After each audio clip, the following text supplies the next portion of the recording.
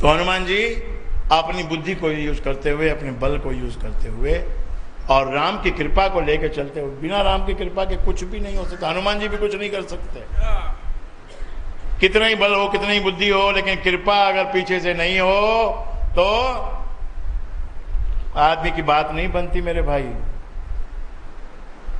इसलिए बुद्धि कमाओ, बल बढ़ाओ।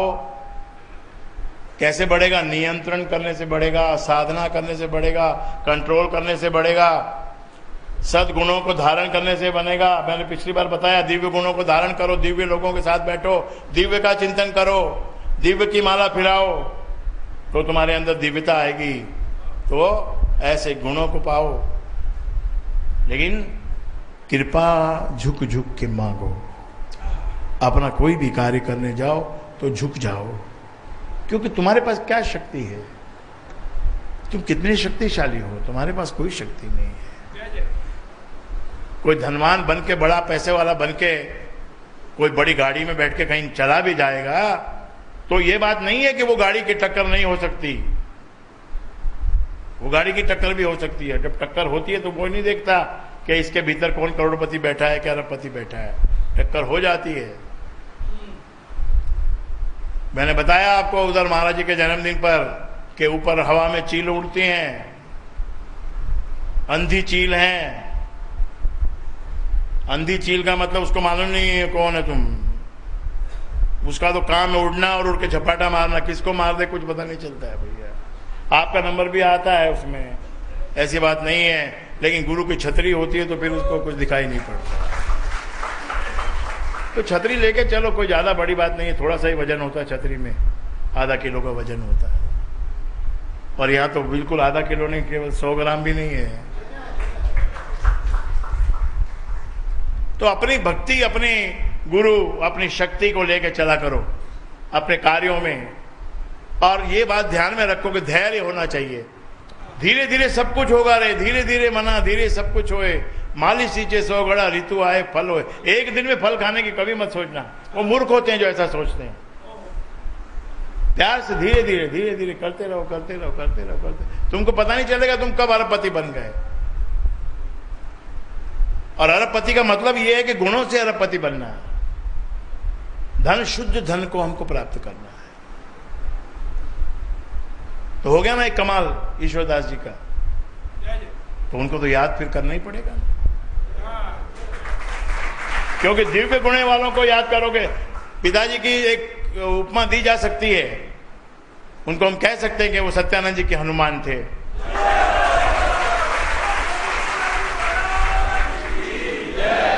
और सत्यानंद जी के लिए खुद क्या कहा जाता है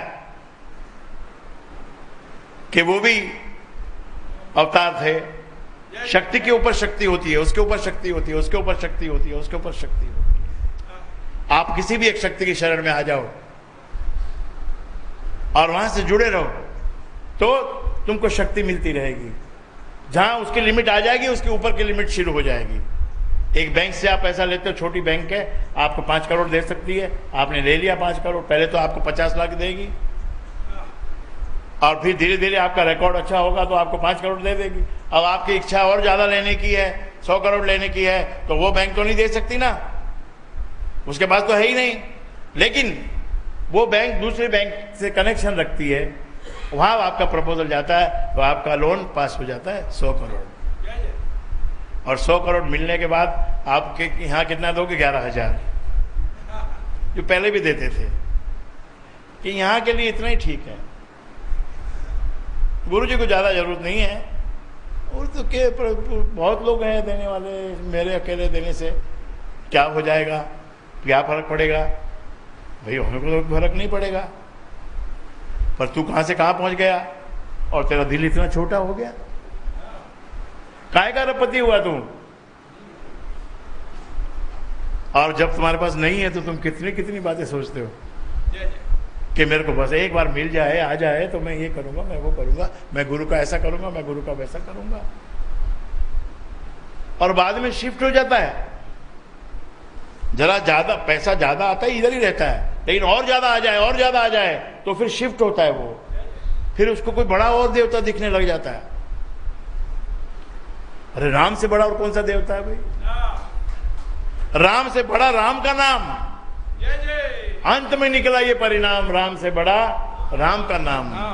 जिस सागर को बिना सेतु के लांग सके ना राम, लांग गए हनुमान उसी को लेके राम का नाम। तो इतना बड़ा आपको राम का नाम दिया है, अब कहाँ जाओगे? कहीं जाने का मौका ही नहीं है। अब तो यहीं गल जाओ, यहीं अपना जीवन दे दो, और आगे भी जितने जन्म होंगे प्रभु से यही प्रार्थना करो कि इधर ही मेरा जन्म होए, इधर ही मैं गलूं, इधर ही मरूं। और इससे क्या, इससे लाभ क्या? इससे लाभ यही है कि तुम देव पुरुष बन जाओगे। जो हमारा सच्चा मकसद, जिसके कारण से हम जन्म लेते हैं, मानव जन्म मिला जिसके कारण हमको, तो मानव में हमको श्रेष्ठ मानव बनना है, ब्राह्मण बनना है। पहले तो ब्राह्मण बनना है। ब्राह्मण मतलब जात से ब्राह्मण नहीं होता है, जो ब्रह्म को भजता है, जो ब्रह्म का ज्ञान रखता है, जो ब्रह्म के बारे में सोचता है, जो ब्रह्म जैसे काम करता है। ब्रह्म कौन है? दया, दया होनी चाहिए इसके अंदर, आपके अंदर दया होनी चाहिए। ऐसी दया होनी चाहिए कि कभी कोई 100-200 रुपए खर्च करना पड़े तो बड़े आगे बढ़ के खर्च करो। और मान लिया उस दिन तुम्हारे पास थोड़ा ही है तो भी ये सोच लो कि भाई अब मैं तो करोड़पति हूं, मेरे पास तो गुरु बैठा है, मेरे को क्या कमी होने वाली है, देऊं। कोई गरीब बहन अपनी है तो उसको दो।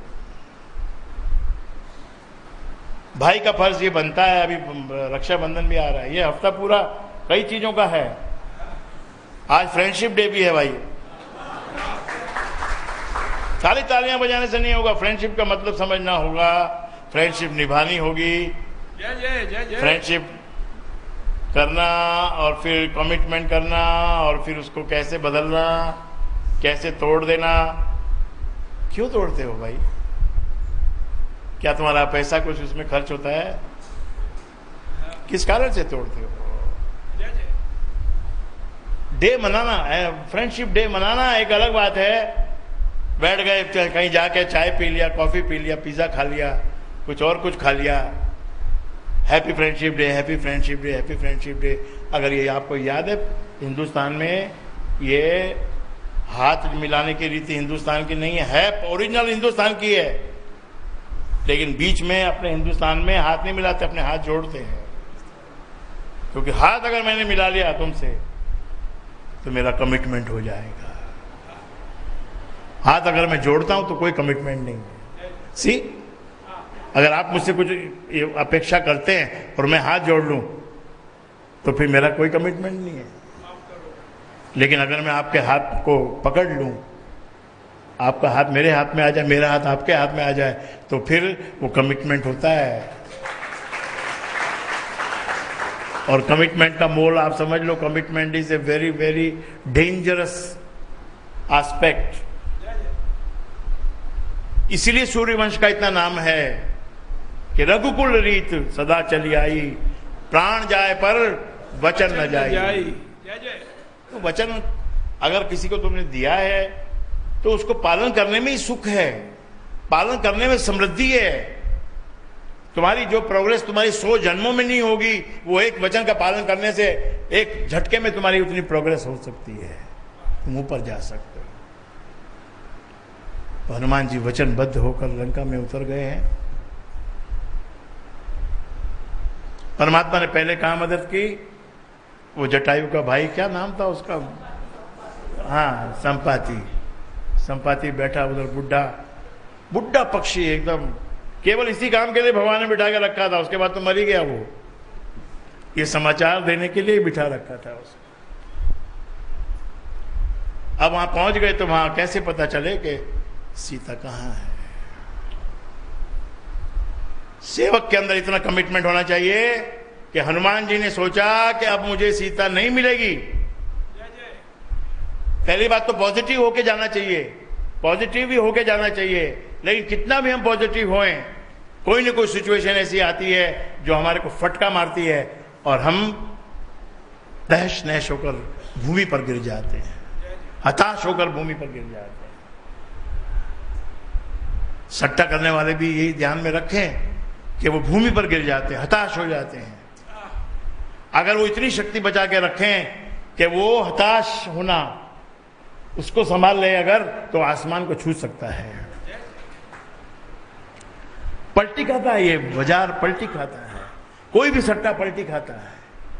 कितना नीचे जाएगा भाई, उसका अंत तो आएगा ही ना, लेकिन वो अंत तक तुम रहोगे कि नहीं रहोगे, क्या बात है। जो मारामारी होती है ना पहलवानों की, उसमें कितनी बार पहलवान नीचे गिर जाता है, उसको हारा हुआ नहीं कहते।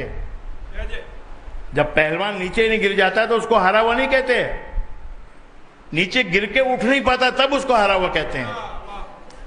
नीचे गिर जाए और उठ नहीं पाए तब कहते हैं भाई, वो विसल बजाता है कि भाई 1 2 3 4 5 6 7 8 9 10, इतना मौका दिया फिर भी तू नहीं उठा तो तू हार गया, लेकिन तू नीचे गिरा तो तू हारा नहीं है। इसीलिए अपनी इष्ट को याद रखो, अपनी शक्ति को ध्याओ, अपनी शक्ति को याद रखो। तुम्हारा गुरु भी तुम्हारी शक्ति है और तुम्हारा इष्ट भी तुम्हारी शक्ति है, और तुम्हारे पुण्य कर्म भी तुम्हारी शक्ति है, और तुमने जो सत्यता से जो जीवन जिया है वो भी तुम्हारी शक्ति है।